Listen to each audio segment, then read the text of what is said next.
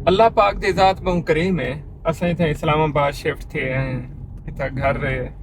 अल्लाह पाक ने अच्छी सवारी दी है। अच्छा कारोबार है, बिजनेस है। उनकी ज़ात दा बेहद लखां करोड़ां शुक्र है।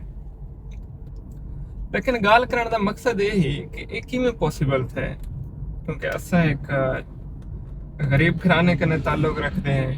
उनके वास्ते तो बड़ा मुश्किल होंगे कि एक कंट्री के कैपिटल बन के सर्वाइव करे, घर गाड़ी चीज़ा मेंटेन करन बड़ा मुश्किल होंगे अगर विरसे जो को जायदाद रकबा वगैरह ना मिल जाए हो।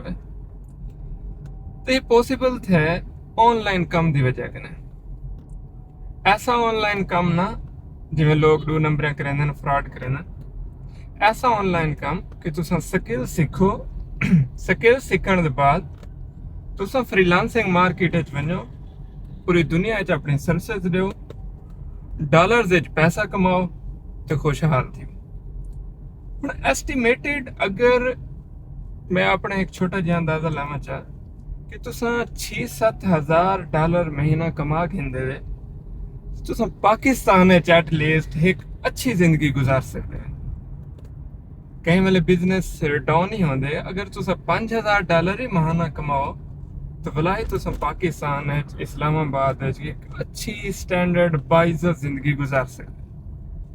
तो वालदेन को चाहिए कि अगर वो भी सारी तरह गरीब हैं तो उन्हें को चाहिए कि बे काम करवाने की बजाय या प्राइवेट नौकरियां करवाने की बजाय बालों को स्किल सिखावन, ताकि बाल अपना ऑनलाइन काम करें, खुद मुख्तियार थेवन, ज्यादा पैसे कमावन तो घर खुशहाल आवन।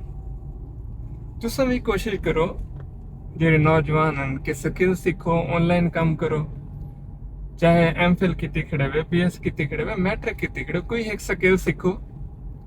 ये पूरा तुम्हारा फ्यूचर दो चीजें दी मार है, एक लैपटॉप, एक तुम्हारी प्रोफेशनल स्किल।